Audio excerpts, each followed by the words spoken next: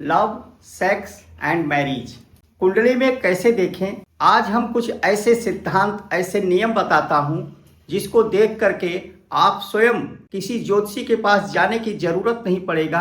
आप स्वयं अपनी कुंडली देख करके और अपने बारे में पूरी तरह से एनालिसिस कर सकते हैं। इस सरल विधि एक ज्योतिष रिसर्च पे आधारित है जो 99% आपको देखने पे मिलेगा। जो पूरा एक्यूरेट प्रेडिक्शन आपको मैं बताता हूं उसको समझने, आप इसको देखेंगे पूरा वीडियो तो आपको पूरी तरह से समझ में आएगा। आज हम बात करते हैं love, sex and marriage. Love, sex and marriage कुंडली के कहां से देखते हैं। ये सब देखने के लिए सबसे पहले मैरिज क्या है, मैरिज के मुख्य ग्रह कौन है। देखिए, मैरिज एक कांटेक्ट है और कांटेक्ट पे इसके जो मुख्य ग्रह हैं, जो मुख्य प्लैनेट ग्रह हैं वो जुपिटर हैं।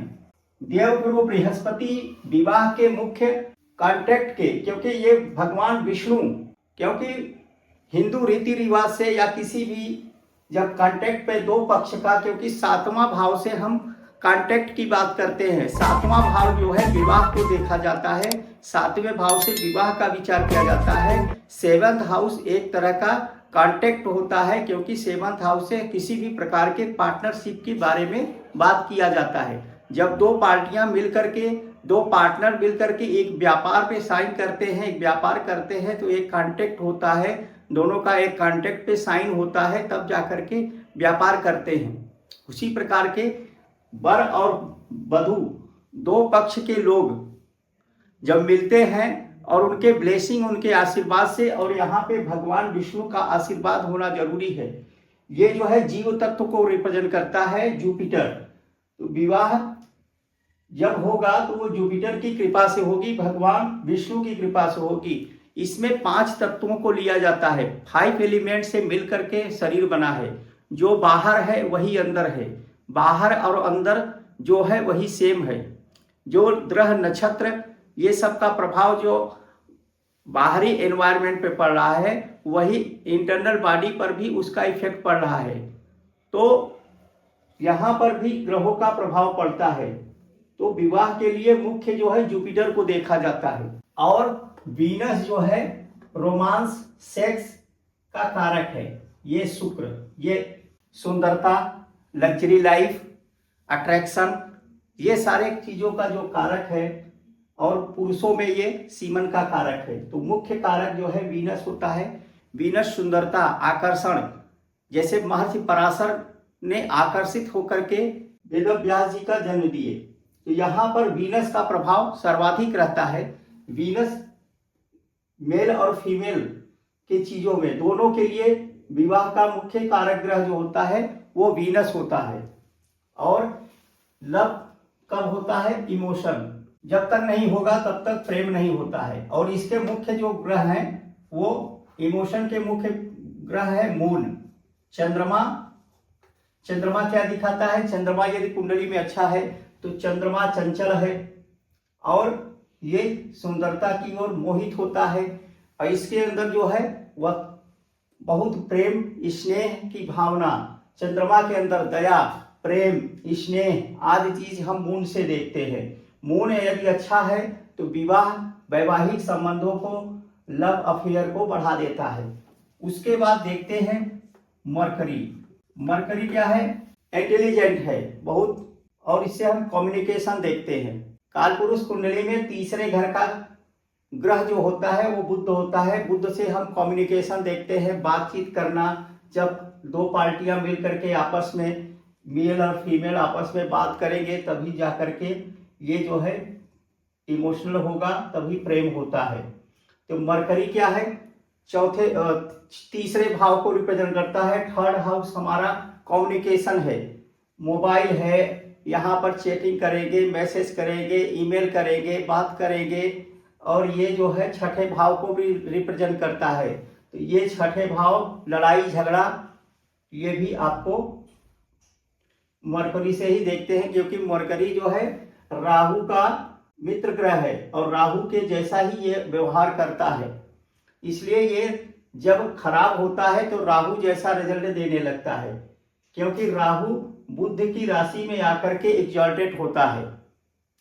अब यहां से फिर देखते हैं, ये तो हमारे जो है यहाँ के जो है, अब ये शुक्र के साथ किन ग्रहों का संबंध होगा, तो व्यक्ति का जो है संबंध प्रेम होगा। तो शुक्र का संबंध किन किन ग्रहों से होगा, एक तो राहु,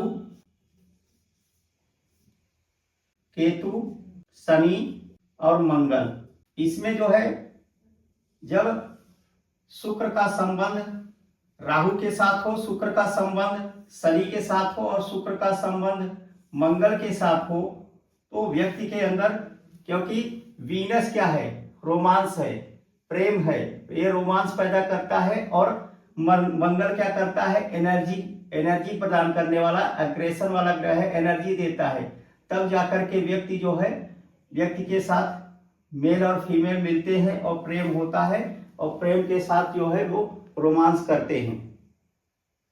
तो जब भी प्रेम होगा, लव अफेयर होगा, तो Venus plus Rahu, Venus plus Mars, Venus plus Saturn, ये यदि बना हुआ है, तो ऐसे व्यक्तियों का, ये लोग अपने जीवन में लव जरूर करते हैं, प्रेम जरूर करते हैं। और यही चीजें कुंडली के 5th हाउस, 5वां घर जो होता है, 5th हाउस से लव देखते हैं। 8th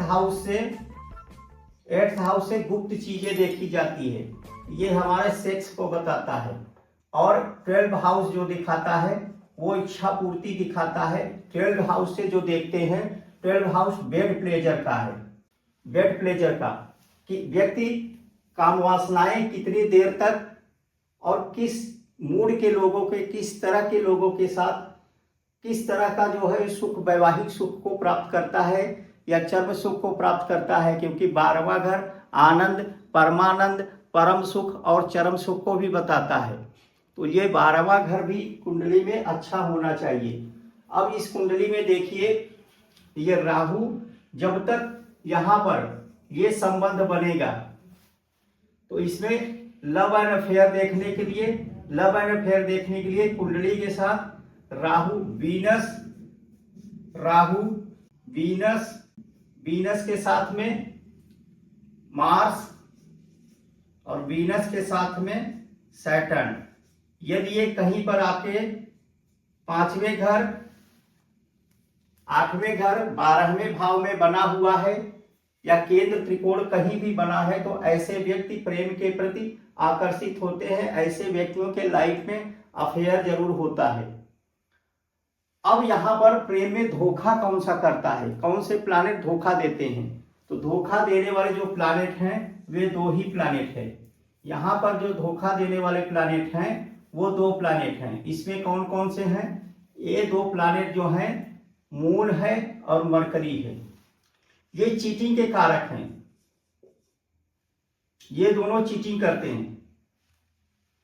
चीटिंग मून करता है, जब तक इनके साथ में अगर मून मिल गया, चंद्रमा मिल गया, तो ये ऐसे व्यक्ति जो है चीटिंग का शिकार होता है।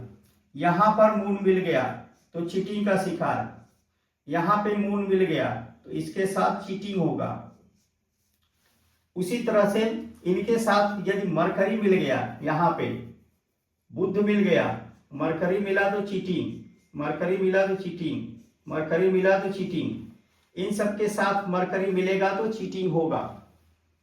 अब यहां पर यदि इन सभी पर गुरु की दृष्टि पड़ जाए, जुपिटर की दृष्टि पड़ जाए किसी भी तरीके से, वो जो है युति बना ले, दृष्टि बना ले, या राशि परिवर्तन करे, या इसकी राशि में जाकर के बैठ जाए, तो जाकर के वो रिश्तों में बदल जाता है। तो ऐसे लव जो होते हैं वह जो है प्रेम में हो जाता है। ऐसे लव में ये लव सक्सेस हो जाता है और ये मैरिज में कन्वर्ट हो जाता है।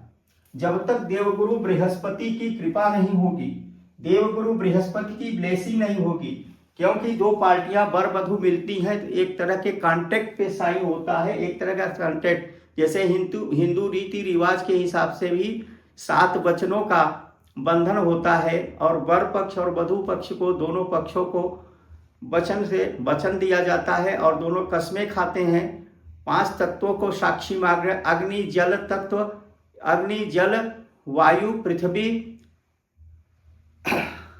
को और भगवान गणेश को साक्षी मान करके, अग्नि देवता को साक्षी मान करके कस्में खाते हैं। एक तरह का वो कॉन्ट्रैक्ट ही है कि हम दोनों पार्टी एक दूसरे के इस शर्तों को पूरा करेंगे।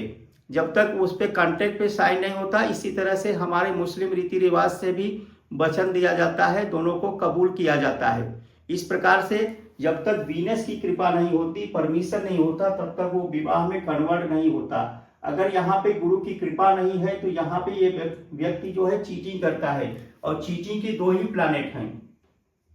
यदि इस प्रकार का युति बना है, आपका वीनस का है, वीनस के साथ मार्स है और मार्स के साथ राहु भी है, ठीक है, और यदि इसमें से मरकरी भी बैठ जाए या मरकरी भी उसको देख ले, तो ऐसे व्यक्ति लाइफ में चीटिंग करता है। और यदि ये 5म भाव में हो, 8म भाव में हो या 12वें भाव में है, तो ऐसे लोगों का मल्टीपल रिलेशनशिप होता है, क्योंकि 8वां भाव गुप्त चीजों को दिखाता है, गुप्त संबंधों को दिखाता है, 12वां भाव बेड प्लेजर को दिखाता है और 5वां भाव हमारे लव एंड अफेयर को दिखाता है, आकर्षण को दिखाता है, आनंद को दिखाता है। इस तरह से आप लोग अपने कुंडली पर लगाइए। यदि आपको ज्योतिष से संबंधित या विवाह से संबंधित या वैवाहिक जीवन मेरा सफल होगा कि नहीं होगा, ये सब जानने के लिए आप हमसे कांटेक्ट भी कर सकते हैं। आपको वीडियो अच्छा लगे इसे लाइक एवं सब्सक्राइब करें। धन्यवाद।